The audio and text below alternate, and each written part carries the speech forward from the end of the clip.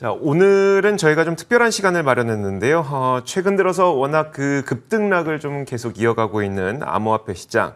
과연 앞으로 어떻게 될 것인지 단기적인 전망을 좀 세워보는 시간을 가져볼 겁니다. 근데 뿐만 아니라 저는 좀 요즘에 최근 들어서 미국 스퀘어, 그러니까 잭 도시가 이끄는 스퀘어가 비트코인을 기반으로 탈중앙화된 금융 서비스, 즉 디파이를 구축할 것이라는 얘기를 했는데 도대체 이게 무엇을 하겠다는 이야기인지 알 수가 없어서 저희가 이분과 함께 그 내용을 좀 자세하게 들어보는 시간 가져보도록 하겠습니다. 자, 한양대학교 글로벌 기업가센터 이장우 교수 모셨습니다. 어서 오세요. 네, 안녕하세요. 안녕하세요. 네.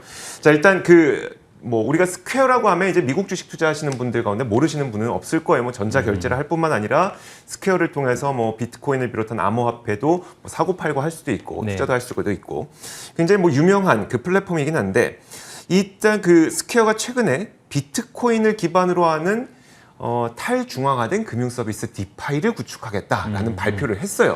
네. 도대체 이게 뭡니까? 먼저 디파이라는 게 뭔지부터 잠시 또 알고 하면 좋을 것 같아요. 네. 디파이라고 하는 거는 탈중앙화된 금융 서비스를 얘기합니다. 네. 이제 금융이라고 하면 우리가 보통 뭐 은행이나 증권사나 보험사와 같은 어떤 금융 서비스들이 있잖아요. 네. 이런 서비스들을 이제 이더리움과 같은 탈중앙화된 금융 생태계 위에서 네. 탈중앙화된 블록체인 생태계 위에 구현하는 것을 말하는 건데요. 네. 물론 여기서 통용되는 이제 자산은 이제 원화나 달러가 아니라 암호화폐가 되는 거겠죠. 네. 뭐 예를 들어서 디파이 중에서도 여러 가지 서비스를 나눌 수가 있어요. 예를 들어서 뭐 코인을 교환할 수 있는 탈중앙화 거래소도 있을 것이고요. 네. 또 하나는 뭐 이더리움과 같은 암호화폐를 담보로 해서 스테이블 코인을 대출해주는 렌딩 서비스도 있고 그리고 최근에는 주식과 같은 자산을 토큰화해서 네. 올려서 거래를 할 수 있는 이런 합성 자산을 플랫폼이라고 하거든요. 네네. 이런 형태로 나오고 있고 그러니까 디파이도 하나의 디파이가 아니라 금융도 여러 가지 분야가 있듯이 네네. 디파이에도 여러 가지 분야로 나눠서 굉장히 많이 진화가 되고 있는 분야로 보시면 될 것 같습니다. 그러니까 기존에 우리가 중앙화된 금융 시스템을 우리가 익숙하게 이용하고 있잖아요. 그렇죠. 사실 우리가 증권 거래하는 것도 다 중앙화된 거고 네. 대출 받는 것도 중앙화된 은행에서 우리가 담보를 맡기고 대출을 받는 거고 네. 또 뭐가 있을까요? 파생 상품 거래하는 것도 중앙화된 거래소에서 우리가 만들어진 파생 상품을 거래하는 거니까 그렇죠. 중앙화된 우리는 시스템을 이용하면서 거기서 금융 서비스를 많이 이용하고 있는데 거기서 그냥 앞에 탈자만 하나 붙는 거네요. 예, 탈자 붙는 거고 이걸 다시 한 번만 더 들어가 보면 네네네. 그러한 형태들이 스마트 계약이라는 하나의 이제 스마트 컨트랙이 이루어져 있다는 네네. 거죠. 프로그래밍이 돼서 그러니까 기존의 어떤 우리가 증권사 거래들은 하나의 기업이 이런 이제 어떤 한 장부가 돼서 거래를 해주잖아요. 네네. 근데 탈중앙화된 거래라고 하면 이런 것들이 스마트 계약 형태로 하나 묶여서 형성이 된다. 거래가. 결국은 이제 그 스퀘어의 잭 도시가 지금 하고자 하는 탈중앙화된 금융 서비스가 대출이 될 건지 네. 아니면 코인 거래가 될 건지 뭐 파생 상품 거래가 될 건지 이거 아무도 모르겠지만 네. 어쨌든 지금 이번에 구축을 하기로 했으니까 이런 관련 서비스들이 나올 것이란 기대감이 있는 거네요. 맞습니다. 네. 알겠습니다. 최근에 근데 이 소식을 발표하기 전에 스퀘어는 하드웨어 지갑이라는 거를 또 출시를 했었어요. 맞습니다. 이건 네. 또 어떤 의미예요? 하드웨어 지갑이라고 하는 것은 결국 이제 디파이 서비스를 하기 위해서는 이제 하드웨어 지갑이나 지갑 형태의 베이스의 도구들이 필요하게 됩니다. 그래서 현재 스퀘어가 제공해주고 있는 것은 비트코인 매매라는 기능을 스퀘어의 캐시 앱에서 제공을 해주잖아요. 물론 이것 때문에 밀레니얼 세대들이 비트코인을 쉽게 구매할 수 있었고 네네. 많은 유저들을 참여를 했지만 이거는 스퀘어라는 하나의 중앙화된 회사가 비트코인 매매를 대행을 해주는 형태가 되는 거죠. 네. 근데 여기에서 하드웨어 지갑을 만들겠다고 하는 것은 우리가 몇 가지로 좀 해석을 해볼 수 있을 것 같은데요. 첫 번째는 기존의 매매 기능에 더해서 보관의 영역까지 비즈니스를 확장시키겠다라고 볼 수 있는 거예요. 네네. 그러니까 보관의 영역이라고 하면 우리가 커스터디, 수탁의 영역이거든요. 최근에는 비트코인을 보관을 하기 위한 기업들이 특히 미국에는 많이 늘어나고 있어요. 그래서 이런 서비스까지 제공하겠다라고 볼 수 있어요. 지금은 저희가 만약에 제가 비트코인은 뭐 하나 갖고 있다. 뭐 하나 갖고 있는 것도 참 대단한 일이겠지만 어쨌든 하나 갖고 있다. 그럼 지금 보관을 어디에 하고 있는 거죠? 보통은 일반 개인들은 암호화폐 거래소에서 구매를 대신 해서 네. 거기에 놔두죠. 아. 네. 왜냐면은 이제 비트코인 지갑으로 별도로 옮기기에는 네네. 너무 이제 그 단계도 번거롭고 어렵기도 하고 네네. 금액이 크지 않으니까. 네. 근데 어떤 기업이 큰 규모의 비트코인을 구매한다고 했을 때 네. 자기 기업보다도 규모가 작은 암호화폐 거래소에 보관하기엔 좀 리스크가 있잖아요. 그러니까 예컨대 이제 테슬라가 얼마였었죠? 15억 달러였었나요? 네. 15억 달러의 그 비트코인을 샀는데 네. 그걸 그 본인들보다 훨씬 작은 그 거래소에다 맡겨 놓는 것보다는 네. 본인들이 들고 있는 게 더 낫겠다 싶어서 그들은 그런 경우에는 이제 본인들의 지갑을 갖고 있겠다는 거네요. 맞습니다. 근데 이제 한 기업이 비트코인을 직접 관리하는 것도 리스크가 존재하겠죠. 네네. 어떤 기업의 하나의 담당이 그 큰 금액을 이제 하드웨어 지갑 보관하기 위해서 네네. 어렵기 때문에 이런 수탁, 안전하게 비트코인을 보관해준 서비스들이 많이 커지고 있거든요. 네. 주로 그 서비스에 뛰어드는 곳들이 은행, 네. 그리고 이제 미국 같은 경우는 코인베이스라고 하는 가장 큰 암호화폐 거래소가 있잖아요. 네네. 거기도 커스터디 서비스를 제공해요.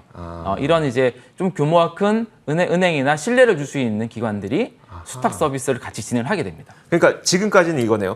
지금까지는 저는 내가 무슨 코인 갖고 있어 해도 사실 우리가 갖고 있는 건 아니잖아요. 그러니까 그렇죠. 거래소에 예치가 되어 있는 것뿐이지. 그렇죠. 맞습니다. 그런데 지금 일단 스퀘어가 첫 번째로 내놓은 건 하드웨어 지갑을 내놨기 때문에 내가 갖고 있을 수가 있는 것이고 내가 갖고 있다는 것은 그것을 내가 원할 때 바로 결제가 가능하다는 것이 되는 거고요. 맞습니다. 네. 그 다음에 이 이후에 디파이 서비스를 내놓겠다고 했으니 당신이 갖고 있는 돈으로 직접 금융 서비스를 이용할 수 있게 하겠습니다. 그러면 스퀘어의 지금 계획인 걸로 보이세요? 그렇게 해석할 수 있을 것 같습니다.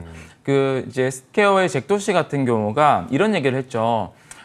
우리 회사의 가장 큰 문제가 뭐냐면 네. 인터넷 회사처럼 사업을 확장할 수 없다라는 부분을 얘기를 했거든요. 네. 그러니까 스퀘어 같이 어떤 새로운 국가의 사업을 확장하게 될 때 은행과 파트너십을 맺어야 되고 그 해당 국가의 금융 제도, 네. 규제권에도 반영을 해야 되고 그렇기 때문에 한계가 있다라는 부분을 얘기했고 그러한 것을 해결하기 위한 방법으로 비트코인이 해결할 수 있는 도구가 될 것이다라고 네. 언급했습니다. 그 얘기는 어떤 그 서비스에서 통용되는 어떤 화폐가 있을 때 전 세계적으로 동일한 서비스들을 내놓을 수 있는 거죠. 그렇죠. 그런 맥락에서 하나의 도구로 우리는 이제 디파이라는 도구를 통해서 스퀘어가 좀 진입하지 않을까라고 좀 예상을 해볼 수 있을 것 같습니다. 알겠습니다. 그러면 이제 지금 스퀘어가 진행하고 있는 이런 사업의 구조와 그리고 네. 코인베이스는 이미 비트코인과 관련된 사업을 하고 있는 상태잖아요. 네, 맞습니다. 코인베이스와 스퀘어, 그러니까 그 거래소의 한 형태와 스퀘어나 페이팔과 같은 그런 한 형태, 이 두 가지로 나눠봤을 때 뭐가 다르고 뭐가 같은 거예요? 제가 봤을 때 현재까지는 비슷한 형태로 진행이 됐다고 보여집니다. 네네. 우리가 그 영역을 보통 시파이라고 부릅니다. 네. 그러니까 중앙화된 크립토 서비스, 금융 서비스라고 표현을 하고 있는 거죠. 코인베이스는 중앙화된 거죠. 그죠. 네. 스퀘어도 현재까지는 스퀘어가 고객들이 원하는 비트코인을 이제 매매 기능을 직접 제공해줬기 때문에 네네. 현재까지는 시파이 영역으로 같이 왔다라고 볼 수 있고요. 네. 그리고 규제에 맞춰서도 왔다고 볼 수 있는데 코인베이스는 계속된 시파이 형태로 진행될 거예요. 뭐 커스터디 비즈니스도 진행을 하고 거래소 형태에서 코인 매매도 진행할 것이고 네네. 코인베이스가 어떤 디파이 형태로 진행하겠다라는 현재 계획은 현재는 없거든요. 네네. 근데 이제 그 스퀘어 같은 경우는 잭도시라는 이 창업자 자체가 워낙 탈중앙화적인 마인드가 강한 네. 비트코인 맥시멀리스트라고 우리가 부르거든요. 네네. 그런 형태이기 때문에 그 다음 레벨을 디파이 형태로 아마 좀 시장에 진입하지 않을까라고 예상해 볼 수 있을 것 같습니다. 디파이가 그런 의미군요. 자, 그러면 이제 스파이가 이렇게 디파이 서비스를 내놓겠다는 행보를 보였을 때 암호화폐 시장에 사실 어떤 영향을 미치게 되는 거예요?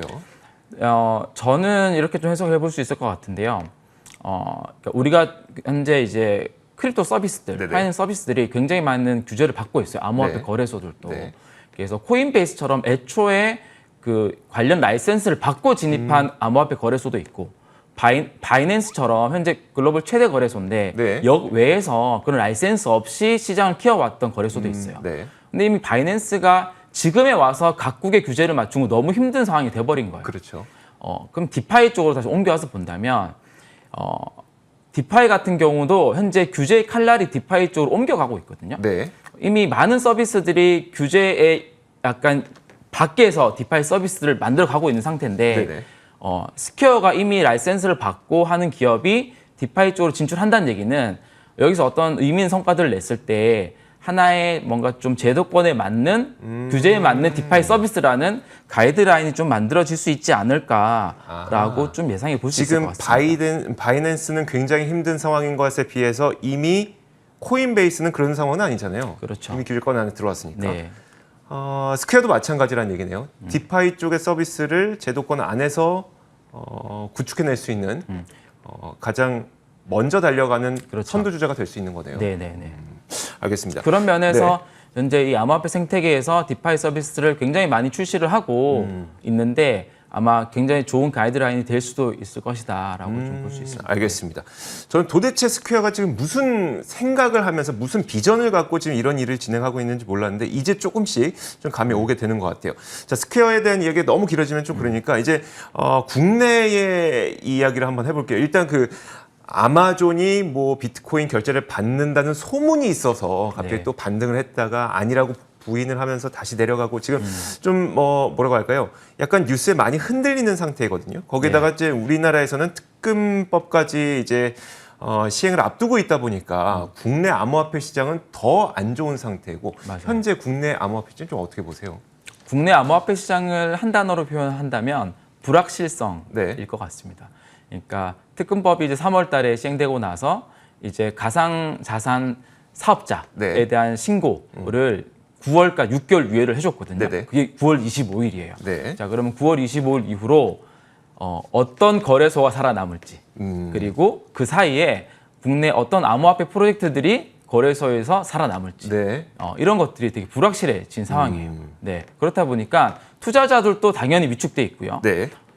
이제 거래소들도 어떤 공격적인 비즈니스 드라이브를 걸 수가 없어요. 네. 본인들이 9월 25일 이후에 원화 거래를 살아남을- 계속 할 수 있을지 없을지를 근데 모르는 상황이죠. 네네. 국내 4대 거래소로 알려진 거래소들도 이렇게 되게 장담할 수 없는 것이 뭐 금융위원장이 나와서 그런 언급도 했고 4대 거래소가 안 될 수도 있다라는 네네. 언급도 했고 실제로 그런 형태로 뭐 굉장히 깐깐히 지금 보고 있기 때문에 지금 몇 달 안 남았잖아요. 네네. 그러니까 그런 불확실성이 국내에는 좀 존재해 있다라고 좀 볼 수 있을 것 같습니다. 굉장히 위축되어 있을 수밖에 없는 구간은 적어도 이제 9월 25일까지는 이어질 수밖에 없다. 네. 알겠습니다. 그건 뭐 어쩔 수 없는 거니까 그러면 우리가 이런 어떤 시점에 그리고 정책적인 이슈를 차치하고 좀 큰 흐름에서 봤을 때 올 하반기에 우리가 암호화폐 시장에서 가장 눈여겨봐야 될 트렌드가 있다면 어떤 게 있을까요? 올해 상반기에 가장 주요했던 트렌드는 암호화폐에서 NFT라는 네네. 트렌드예요. non-fungible 토큰, 대체 불가능 토큰이죠. 제가 그것 때문에 교수님한테 첫 전화를 드렸었어요. 맞아요. 네. 그래서 올해 상반기는 그게 어느 분야에서 많이 주목을 받았냐면 네. 디지털 아트들, 네네. 희소성 있는 자산 이런 네. 영역에서 NFT가 주목을 받고 의미 있는 어떤 그런 결과들이 많이 나왔었죠. 네. 근데 하반기도 그 트렌드 이어질 거라 봐요. 근데 분야가 네. 디지털 아트 쪽이 아니라 게임 쪽의 영역으로 좀 바뀌어서 많이 주목받을 것 같은데 네. 그 중심에 있는 하나의 서비스가 있어요. 엑시 인피니티라는 게임 서비스가 있는데 네.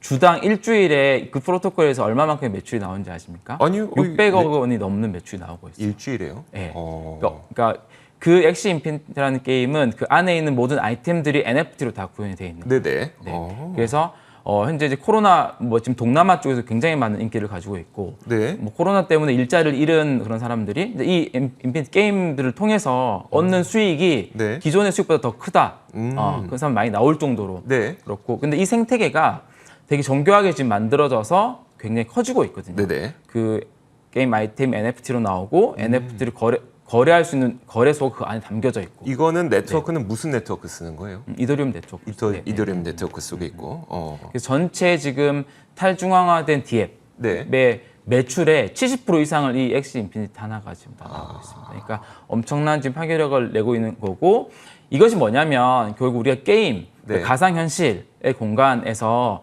가상 경제, 돈이 되는 개념이 결합된 형태거든요. 그렇죠. 네. 그래서 원래 NFT가 게임 쪽의 아이템에 잘 맞는 걸로 이제 그 성격을 봤는데 올해 상반기는 디지털 아트 쪽에서 주목을 받았다가 네. 다시 이런 엑시 인피니티라는 게임이 나오면서부터 다시 게임 쪽에서 할 수 있을 걸 보고 있고 다만 국내 같은 경우는 그게 조금 늦긴 해요. 그러니까 NFT 적용한 걸 약간 사행성으로 보기 때문에 네네. 게임물 등급조차 내주지 않고 있거든요. 네네. 근데 이제 글로벌적으로는 이런 분야에서 많이 치고 나갈 거라고 좀 저희는 이 게임을 할 수 있어요, 없어요, 그러면? 참여할 수 있습니다. 참여할 수 있어요? 네네. 그래서 국내에서도 이미 뭐 접속해서 많이 참여를 하고 있는. 저도 한번 경험은 좀 해보고 싶네요. 이게 도대체 어떤 식으로 구현이 되는지. 알겠습니다.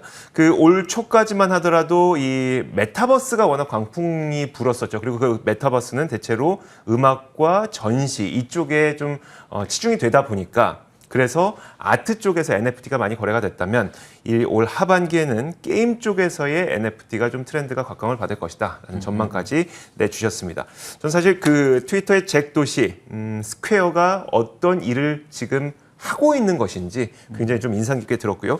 자, 지금까지 한양대학교 글로벌 기업가센터 이장우 교수와 함께 이야기 나눠봤습니다. 오늘도 고맙습니다. 네, 감사합니다.